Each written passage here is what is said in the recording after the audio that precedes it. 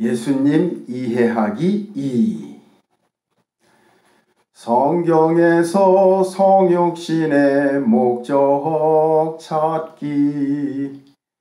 성경에서 성육신의 목적 찾기. 1. 마태복음 1장 21절로 22절. 마태복음 1장 21절에 아들을 낳으리니 이름을 예수라 하라. 이는 그가 자기 백성을 저희 죄에서 구원할 자이심이라 하니라. 22절. 이 모든 일에 된 것은 주께서 선지자로 하신 말씀을 이루려 하심이니 가라사대 보라 처녀가 잉태하여 아들을 낳을 것이요 그 이름을 임마누엘이라 하리라 하셨으니 이를 번역한즉 하나님이 우리와 함께 계시다 함이라. 이 말씀은 성육신하신 하나님 예수를 자기 백성을 저희 죄에서 구원할 자라고 소개한다. 그런데 죄라는 것이 무엇인가? 첫째, 양심적, 윤리적인 죄인가? 아니면 둘째로 범법, 불법적인 죄인가? 이것도 아니라면 셋째로 하나님을 떠난 죄인가? 23절의 말씀을 참고하면 하나님을 떠난 죄이다. 그리스도론의 일반적인 견해에서 보면 주님의 성육신의 목적은 우리의 죄를 사하시는 것이다.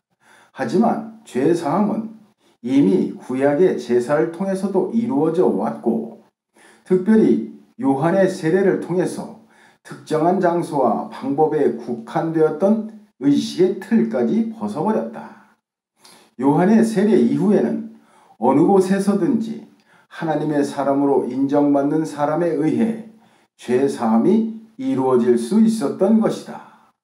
무슨 얘기냐 하면 주님께서 이 땅에 오시지 않아도 죄사함의 방법은 얼마든지 주어졌다는 말이다. 그러므로 주님께서 이 땅에 오신 이유는 단순한 죄사함보다 더 중요한 일 때문이라는 것을 알 수 있다. 위 3번의 하나님을 떠난 죄는 이스라엘 역사의 흐름 속에서 면면이 이어져 온 주제이다. 심각한 사실은 창조주 하나님을 믿는다는 사람들이 창조주 하나님의 본뜻에서 완전히 벗어난 길을 가면서도 자신들이 잘못된 길로 가고 있다는 것을 조금도 인식하지 못한다는 것이다. 이러한 왜곡된 현실을 바로잡지 못하면 다시 한 번 더 노아의 홍수 같은 대청소가 필요한 상황이 도래한다. 그래서 주님이 이 땅에 오셔서 하나님을 떠난 사람들을 하나님께 다시 돌려놓고 하나님도 인간에게 더 깊이 다가오시는 임마누엘의 상황으로 바꾸어 놓아야만 했던 것이다. 2. 마태복음 3장 11절 12절 말씀.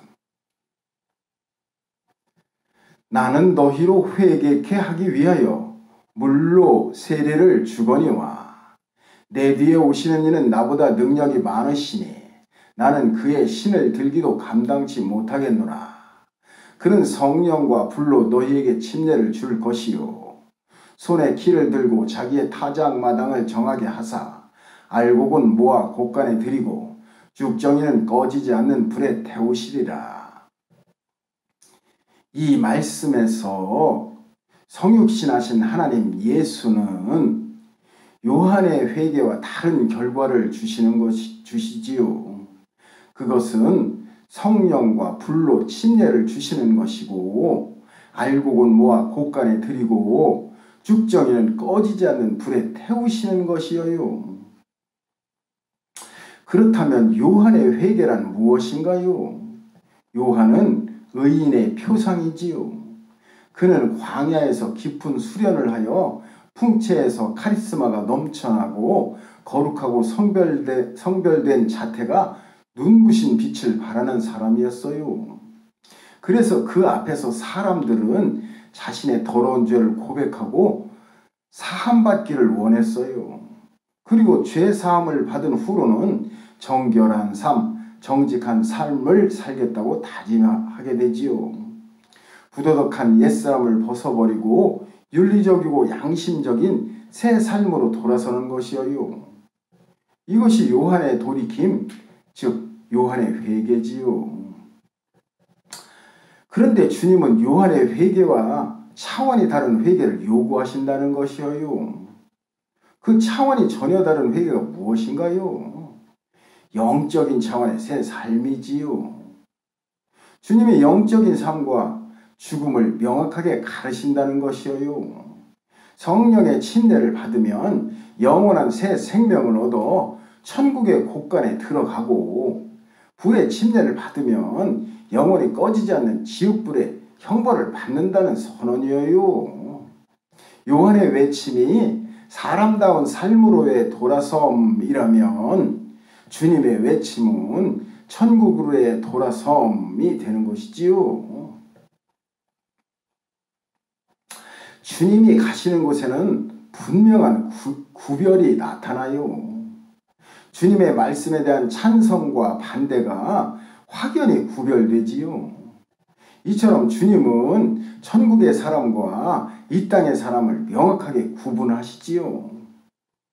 주님의 말씀이 임하면 가족 간에도 분열이 일어나 부모와 자식이 대립하는 현상이 나타나고, 부부지간에도 좌우로 명확히 구별이 되지요.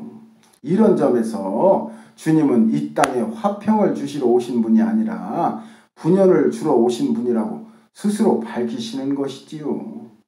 주님 앞에서 영과 육이 갈라지고 삶과 죽음이 분명하게 갈라지지요. 3. 마태복음 5장 17절로 20절 말씀.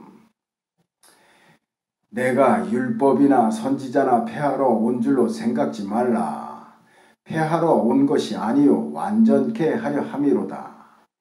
진실로 너희에게 이르노니 천지가 없어지기 전에는 율법의 1.1획이라도 반드시 없어지지 아니하고 다 이루리라. 그러므로 누구든지 이 계명 중에 지극히 작은 것 하나라도 버리고 또 그같이 사람을 가르치는 자는 천국에서 지극히 작다 일컬음을 받을 것이요, 누구든지 이를 행하며 가르치는 자는 천국에서 크다 일컬음을 받으리라. 내가 너희에게 이르노니 너희 의가 서기관과 바리새인보다 더 낫지 못하면 결단코 천국에 들어가지 못하리라. 여기서 성육신하신 하나님 예수는 율법이나 선지자를 폐하러 오신 것이 아니라 완전케 하려고 오셨다고 밝히신다. 또한 율법의 1.1획도 버릴 것이 없으며 천국에 가려면 서기관과 바리새인보다 더 나은 율법의 의를 성취해야 한다고 말씀하신다. 그런데 서기관과 바리새인보다 더 나은 율법의 의는 무엇인가? 이들은 성경 연구의 대가들이며 철저한 율법의 실천가들이다. 이 대가들 또는 실천가들보다 율법에 관해 더 나은 의의를 성취한다는 말이 무엇인가? 또 율법의 1.1획도 버리지 않고 만족시킬 수 있는 서기관과 바리새인보다 더 나은 의의가 무엇인가? 그리고 주님이 완전케 하신 율법의 1.1획도 버리지 않고 서기관과 바리새인보다 더 나은 의의는 무엇이란 말인가? 주님은 복음서 전체를 통해 이것을 우리에게 가르쳐 주셨다. 성경의 대가들인 서기관과 바리새인이 놓친 완전한 율법의 의는 가난한 심령과 애통하는 심령, 그리고 온유한 심령이며 의에 줄이고 목마른 심령으로 천국을 갈망하는 것이다. 서기관과 바리새인들이 간 길과 달리 율법의 내면에서 우리를 향해 팔을 벌리고 계신 창조주 하나님을 찾아내는 것이 율법의 1.1획도 버리지 않고 완전케 하는 것이다. 이것이 아니면 누구든지 서기관과 바리새인의 반열에서 벗어나지 못하는 것이고 결코 그들보다 더 나은 의에 도달할 수도 없는 것이다. 4. 마태복음 13장 34절 35절 예수께서 이 모든 것을 우리에게 비유로 말씀하시고 비유가 아니면 아무것도 말씀하지 아니하셨으니 이는 선지자로 말씀하신 바 내가 입을 열어 비유로 말하고 장세부터 감추인 것들을 드러내리라 함을 이루려 하심이니라.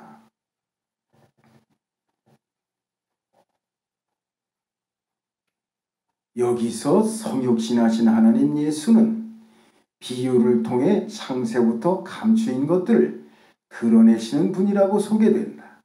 비유란 무엇인가? 화자가 말하려는 내용을 청자가 더 잘 이해하도록 그들에게 친숙한 사물이나 사례들과 연관시켜 설명하는 것이다. 왜 이런 비유들이 필요한 것일까? 직접 말하면 이해하기 어려운 내용이기 때문이다.